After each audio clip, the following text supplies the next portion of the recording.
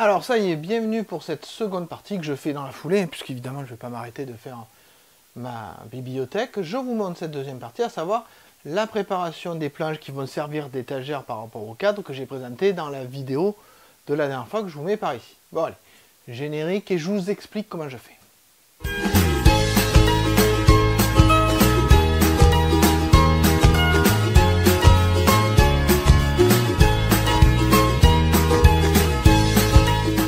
Comment je fais? Très simplement, je vais reprendre le plan qui est ici. Admettons que je veuille faire cette bibliothèque-là. Donc je vois que là, je vais avoir 1, 2, 3, 4 planches en pin à couper pour qu'elles soient à l'intérieur de la bibliothèque. Donc par exemple, pour couper à l'intérieur, je vais prendre ma planche de 180, j'ai déjà montré dans la vidéo, je mets ici mon gabarit qui fait l'épaisseur de 2 planches, je n'ai plus qu'à poser mes planches de pin, à tracer un trait et à les découper sans aucun souci. Donc je vais faire ça 4 fois. Ensuite, si je regarde, j'ai 1, 2, 3, 4, 5 planches à couper à 33 cm puisqu'elles vont me servir à faire les hauteurs. J'ai 2 planches de pin à couper ici et ici à 23 pour servir de largeur. Et j'en ai 2 autres à couper à 24 pour servir de largeur. Donc vous le voyez dans l'ensemble. Tout se passe bien, j'ai toutes mes découpes, donc maintenant je vais découper, faire mes mesures, etc. Bien évidemment, pour couper tout ça, 33, etc., je vais me servir de gabarit aussi. Comme ça, je suis sûr de la répétabilité de la chose et de ne pas faire de bêtises. Et ça va me permettre de couper toutes les étagères. Donc bien évidemment, je ne vais pas couper que pour ce côté-là. Je vais couper pour tout, c'est-à-dire je prends une mesure, celle que je veux, 33, etc. Je coupe tout ce qui est dispo, je marque le chiffre et le code qui est prévu. Par exemple P1 c'est pour les planches de pin qui sont à l'intérieur, donc qui font 1,74 m, et après je pourrai assembler correctement les choses, c'est-à-dire mettre les trous pour que les dominos puissent se mettre en place. À la découpe, je vous montre ce gabarit là, je vous en montre quelques autres, on se retrouve après que j'ai fait toutes ces découpes. Toutes les planches sont découpées, tout est prêt. J'en ai même profité pour faire le petit trou pour le passage de la plaine. Nous allons voir comment faire l'assemblage de ces bibliothèques. L'assemblage de cette bibliothèque-là. Donc toutes les planches sont découpées, vous allez voir comment je vais l'assembler. Vous avez ici les deux côtés. Et je vais l'assembler à l'aide de dominos. Alors j'ai changé la taille de domino, je suis passé sur du 6 d'épaisseur, puisque comme les étagères font 18 et qu'il faut que le domino fasse un tiers de l'épaisseur de la planche, ça fait 6.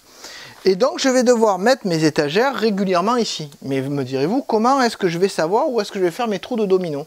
Alors j'ai repris ici un gabarit qui va me servir à simuler la planche qui s'appuie au fond ici de mon cadre. Souvenez-vous, le cadre est monté. Ensuite, je vais mettre les planches qui correspondent aux hauteurs des étagères et je vais pouvoir tracer mes dominos et les creuser. C'est ce que je vous montre tout de suite.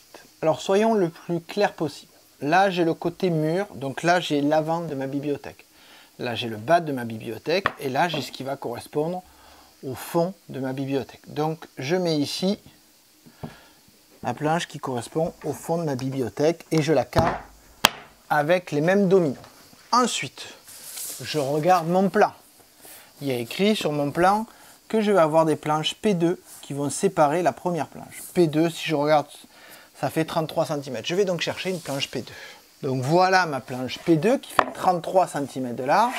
Je la cale, voilà, contre celle qui est censée être le fond de mon étagère, de ma bibliothèque. Et vous remarquerez que là, du coup, j'ai l'endroit où va venir s'insérer normalement ma première planche totalement transversale. Je vais utiliser des gabarits qui vont me permettre de tracer des traits pour me dire où est-ce que je vais caler la domino. Donc premier trou, trou numéro 1 va être ici, et le trou numéro 2, je l'aligne bien avec le bord là, trou numéro 2,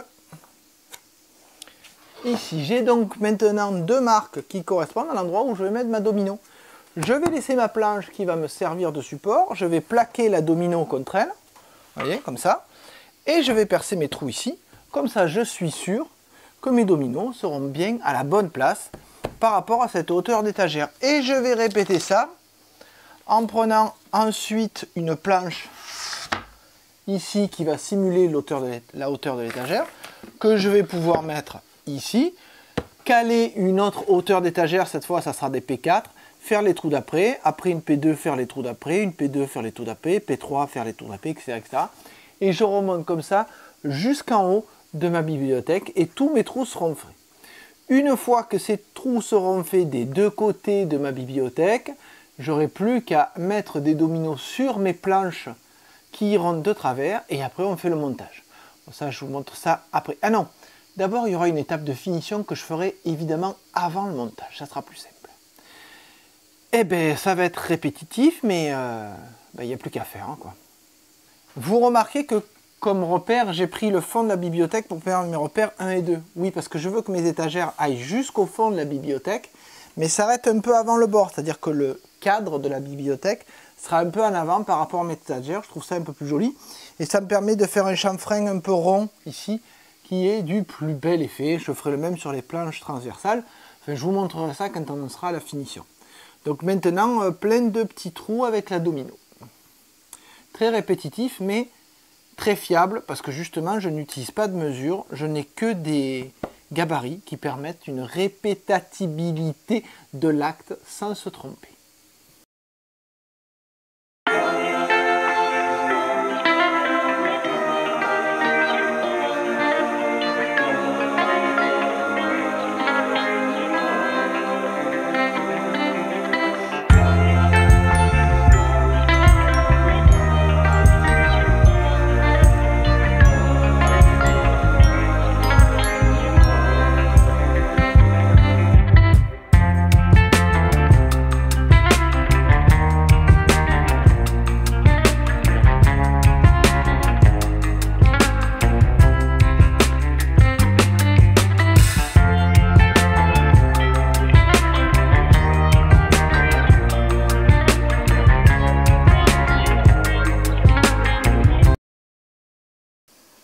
Alors, quitte à montrer, je vous montre comment on fait. J'aligne en fait le trait.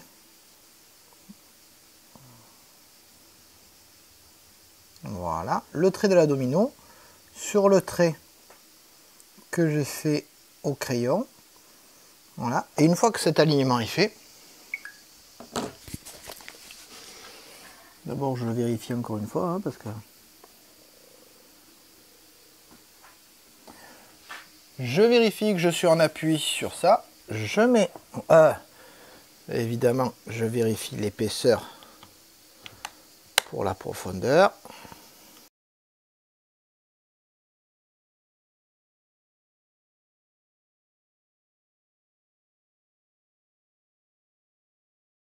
J'ai mis ma planche ici. Vous voyez que ça permet effectivement de faire passer mon étagère comme prévu.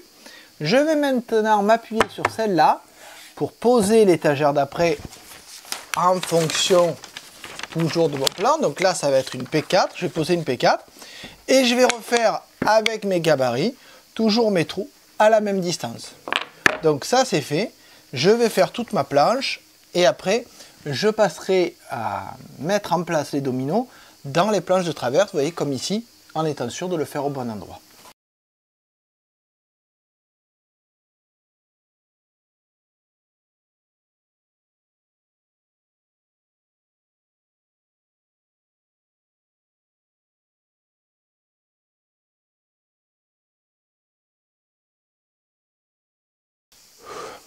Alors ça y est, j'ai terminé de faire tous mes trous de dominos pour mes hauteurs d'étagères. Je vais m'occuper bien entendu de faire les trous dans les étagères pour qu'elles puissent s'insérer là-dedans avec les mêmes gabarits pour avoir les mêmes écarts.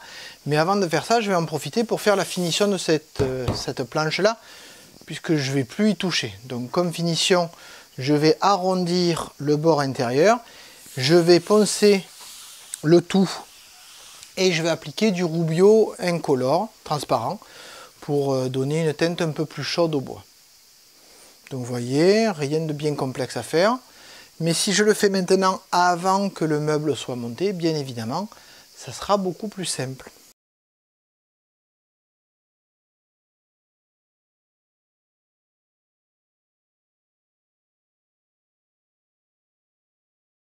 Ce ponçage étant fait, je vais pouvoir passer au passage du Rubio monocoque. Donc, il fait un peu chaud, mais j'y peux rien, je vis dans le sud. On entend les cigales. Voilà, donc là, pareil. Je me demande si je pourrais pas le passer à la ponceuse avec un disque mouton.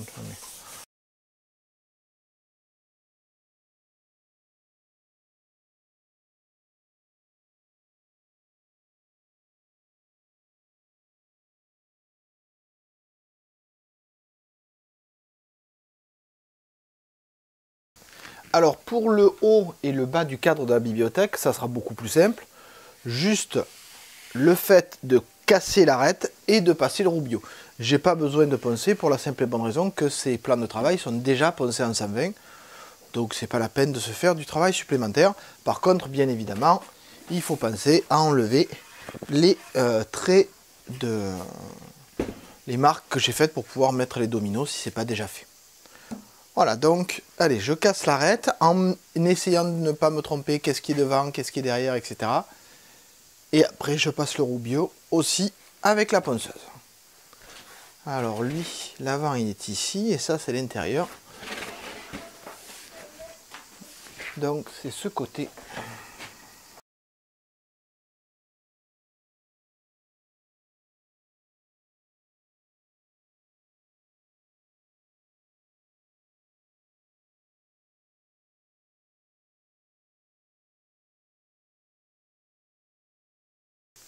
Maintenant que tout le cadre de la bibliothèque est traité, enfin, et huilé avec le bord arrondi, on va voir, je vais vous montrer comment je vais faire les planches qui sont traversantes la bibliothèque, 1,80 m de long quand même.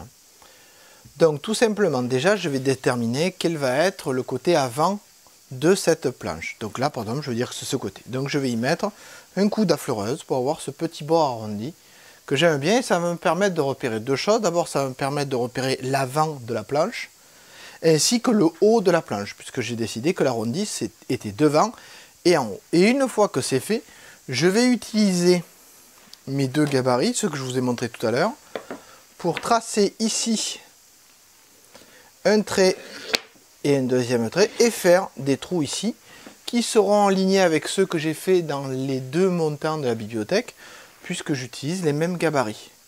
Donc ça veut dire que dans ces planches vont venir des dominos ici, et la même chose de l'autre côté, en utilisant ces gabarits, en me souvenant que ce petit gabarit doit être au fond, puisque la planche sera alignée avec le fond de la bibliothèque, là, et que le grand gabarit est celui qui va à l'avant, puisque c'est ce bord-là qui doit être aligné au fond de la bibliothèque.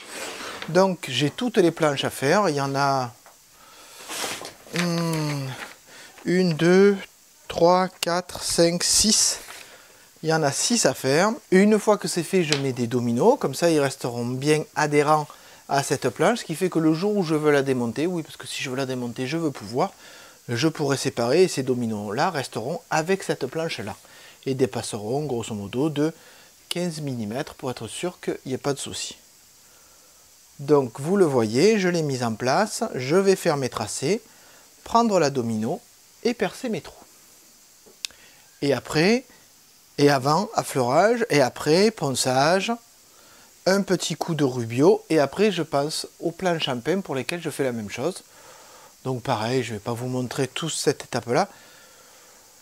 C'est long, c'est pas très compliqué à partir du moment où on est sûr de bien positionner ses gabarits. Je vous retrouve plutôt au traitement que je vais faire aux planches en pain, parce que les laisser comme ça, c'est pas très joli avec le hêtre, enfin. Et en plus, ma chère et tendre a choisi une couleur pour colorer ces planches de pain. Ça y est, les planches à hêtre sont faites, toutes les planches avec leurs trous, les dominos, etc. Je vous montrerai ça lors du montage. Je vais vous montrer maintenant quelle finition je vais appliquer sur les planches de pain, et notamment sur celles qui vont servir de séparation pour les étagères. Donc c'est un badigeon titane, titane poli de chez Libéron qui va être appliqué sur ces planches. Alors comme le badigeon lui-même fait quand même une teinte métallique très marquée, d'abord je passe ce badigeon, je le laisse sécher et après je le ponce pour faire réapparaître un peu le bois. Ça casse l'aspect jauni du bois, ça lui donne une teinte gris métallisée qui va très bien avec le rosé un peu rehaussé par le Rubio dû être. Donc ça me permet d'avoir des différences de teinte, mais quelque chose quand même qui est assez cohérent au niveau de la couleur globale. Ça y est, toutes mes planches de peigne ont été passées avec le badigeon lambris bois métal couleur titane. Alors si vous le voyez, j'espère, ça nous fait effectivement un métal très prononcé, avec quand même les veines du bois qui peuvent apparaître, mais comme je trouvais que c'était une couleur qui était quand même trop métallique, je vais poncer en insistant plus ou moins pour faire un peu ressortir la nature du bois et donc avoir un bois qui sera certes un peu plus gris grâce à la couleur du badigeon, mais qui ne sera pas complètement comme une étagère métallique. Donc je vous montre ça après avoir réalisé cette première chose. Le ponçage, je le fais au 120 pour vous donner une idée du grain que j'utilise.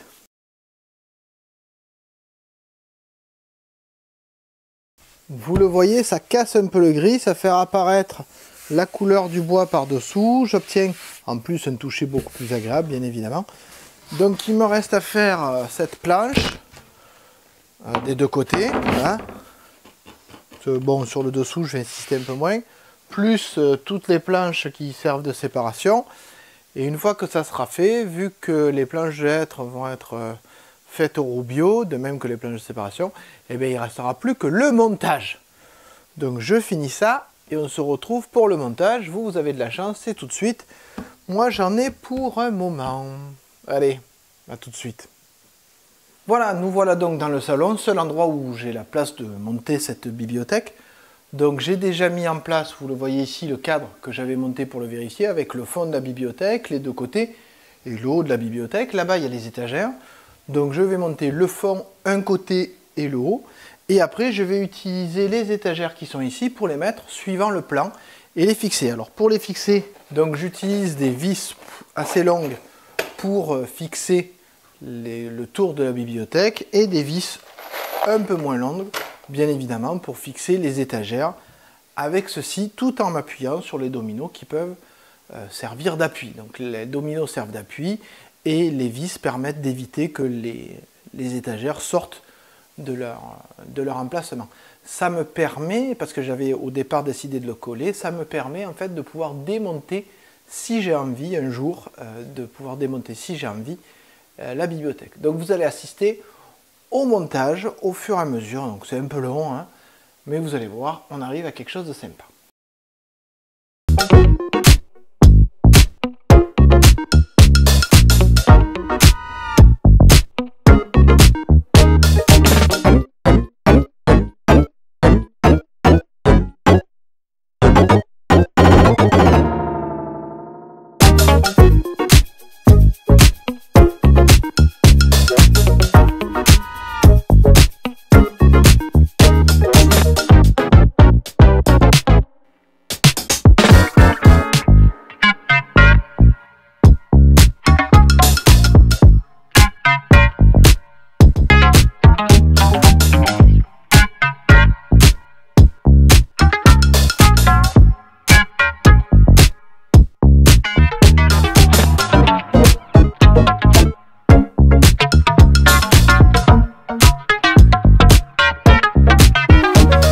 Oh, un truc facile. Allez, conclusion de ma bibliothèque. Voilà, vous vous trouvez devant la bibliothèque, médiathèque, ludothèque et téléthèque, je ne sais pas comment on dit. Enfin, en tout cas, vous trouvez devant le meuble tel qu'il a été fait. Vous remarquez, j'espère que ça ressemble pas mal au plan. Je le mets ici, donc vous voyez le plan original et voilà ce que ça donne. Donc certes, j'ai encore quelques planches qui ont un peu flambé, mais parce que j'avais pas prévu de mettre autant de choses dedans, hein. J'ai peut-être trop de jeux. Je pourrais toujours les fixer au mur derrière si je veux, ou mettre des, alors sauf pour la télé, mettre des renforts supplémentaires ici, puisque ces planches-là ne sont pas fixées. En fait, elles sont mobiles. Si jamais j'ai besoin de changer les étagères, je peux les changer ad libitum. Donc vous voyez ce qu'on peut arriver à faire avec passion, hein. En tout cas c'est du fait maison, vraiment cette bibliothèque c'est vraiment pile poil dans ce que je voulais, ça fait exactement la taille, c'est solide, c'est résistant, ça m'a permis de ranger plein de choses, même si j'ai gardé les étagères que j'avais avant. Je pense même que je vais pouvoir mettre quelque chose devant pour faire un écran, fait ça, je vous montrerai dans une autre vidéo sûrement.